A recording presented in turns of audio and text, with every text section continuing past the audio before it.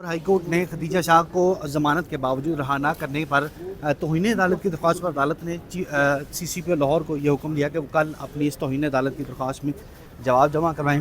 और अदालत में क्या कार्रवाई हुई है उस हवाले से खदीजा शाह के वकील राना मुदस्सर हमारे साथ मौजूद हैं। मुदस्सर साहब ये बताइएगा कि अदालत ने क्या हुक्म दिया है और क्या ऑब्जर्वेशन दी है। अदालत ने कंटेम्प्ट पिटीशन में CCPO लाहौर और DIG इन्वेस्टिगेशन को इन पर्सन तलब किया था और वो दोनों 2 बजे अपीयर हुए, जितने बजे पेश करने का हुक्म हुआ था। तो CCPO लाहौर ने एक मौक़िफ़ इख्तियार किया है कि 18 तारीख को, जिस दिन खदीजा शाह की बेल ऑर्डर जारी हुए, उसी दिन 3 मुल्ज़मान पकड़े गए, जिनमें से एक का वो अलेज करते हैं कि वो खदीजा शाह का खानसामा है। हालांकि खदीजा शाह साहिबा का वो खानसामा नहीं है और ना उनसे वो रिलेटेड और एसोसिएटेड है।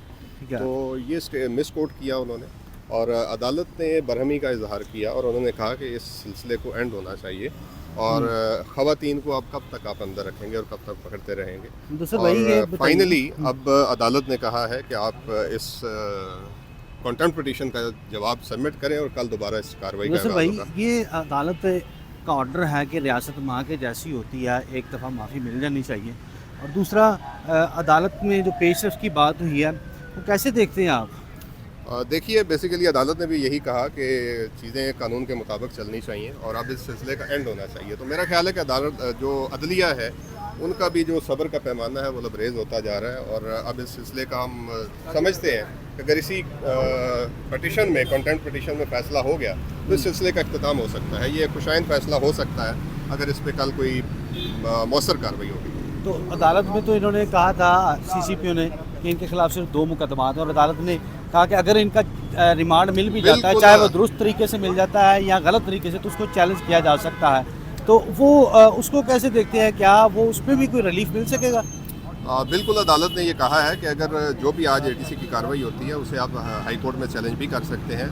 ऑन अदरवाइज़ मे पॉसिबल कि वहाँ पे अदालत जो है वो डिस्चार्ज कर दे, जिसके कभी इम्कान है, क्योंकि हमराई मुल्ज़िम की जो स्टेटमेंट है उसकी कोई वैल्यू नहीं होती। इसी बुनियाद पे मुतअद्दिद मुकदमात जो है ATC की इसी अदालत ने लोगों को डिस्चार्ज कर रखा है। जैसा कि आज आप समझते हैं, देखते हैं कि सनम जावेद का केस एक और जो है वो डिस्चार्ज हो गया।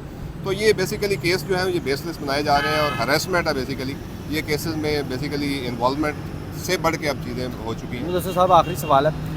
फेडरल गवर्नमेंट में ने रिपोर्ट जमा करवाई है सुप्रीम कोर्ट में कि आर्मी ट्रायल जो है वो शुरू कर दिया गया है। आपको लगता है कि अगर इन केसेस में जिस तरह इनको गिरफ़्तार किया गया है और अगर इनमें जुडिशल भी हो जाते हैं तो इनका जो आर्मी कोर्ट में इनका ट्रायल जो है वो किया जा सकता है या इनको भिजवाया जा सकता है? तो ऐसे खदशात देखिए, कभी भी आर्मी ट्रायल जो है मिलिट्री कोर्ट में जो ट्रायल है वो सिविलियन का तो नहीं हो सकता। ऐसा ना तो कानून में मौजूद है, ना इस तरह की कोई गुंजाइश है। और शायद आपको याद होगा कि जो अटॉर्नी जनरल ऑफ पाकिस्तान है उन्होंने एक स्टेटमेंट जो जमा करवाई थी, उस स्टेटमेंट में उन्होंने कहा था कि हमने ट्रायल शुरू नहीं किया। उसकी क्या वजह थी? उसके पीछे एक वजह यही थी कि कानून इजाज़त नहीं दे रहा था और इसलिए वो स्टेटमेंट जमा हुई थी। तो ये उस स्टेटमेंट की और एक कमिटमेंट की खिलाफ वर्जी भी है कि अदालत को कन्वे किया गया था अटॉर्नी जनरल की। मगर उन्होंने कहा है कि इसको फाइनल नहीं, उसका फैसला नहीं सुनाया जाएगा, मगर ट्रायल शुरू कर दिया गया है। तो क्या इस आड़ में बाकी मुल्ज़िम जो रह चुके हैं उनको भी उसमें शामिल किया जा सकता है? क्या खदशात मौजूद है ऐसे? देखिए, मुमकिन तो कुछ भी है। अगर अदालत के कन्वे करने के बावजूद ट्रायल शुरू कर लिया गया है तो यहाँ पे फैसला सुनाने में कौन सी देर लगती है। लेकिन बुनियादी तौर पे जो सिविलियन राइट्स हैं, जो आइन शहरियों को हकूक़ देता है, और बुनियादी तौर पे जो लेजिस्लेचर है उसका एक अपना काम है। एक बंदा जो है उसको 2 तरह की जगह 2 तरह से ट्रायल नहीं किया जा सकता। जो मिलिट्री ट्रायल है वो बेसिकली सिविलियंस के लिए नहीं है, वो उन लोगों के लिए, जैसा कि आप मिसाल है कि एंटी करप्शन में जब तक कोई सिविलियन हो तो उस पर मुकदमा दर्ज नहीं हो सकता जब तक कि कोई सरकारी मुलाजिम शामिल ना हो। तो इसी तरह मिलिट्री ट्रायल में अगर लेके जाना है तो मिलिट्री के कौन से लोग शामिल हैं उसमें? उसमें मिलिट्री के लोग तो शामिल नहीं हैं, तो वो सारे सिविलियंस हैं। इसलिए हम समझते हैं कि सिविलियंस का ट्रायल नहीं हो सकता और हमें कभी उम्मीद है कि सुप्रीम कोर्ट में जो फैसला आएगा उसमें जो ट्रायल है उसको रोक दिया जाएगा और ट्रायल जो है इनका सिविलियन आर्म कोर्ट में, जो नॉर्मल कोर्ट्स हैं, ATC की कोर्ट्स हैं या अदरवाइज़ जिस में वो ट्रायल हो सकते हैं, उससे में होगा। Thank you so much sir.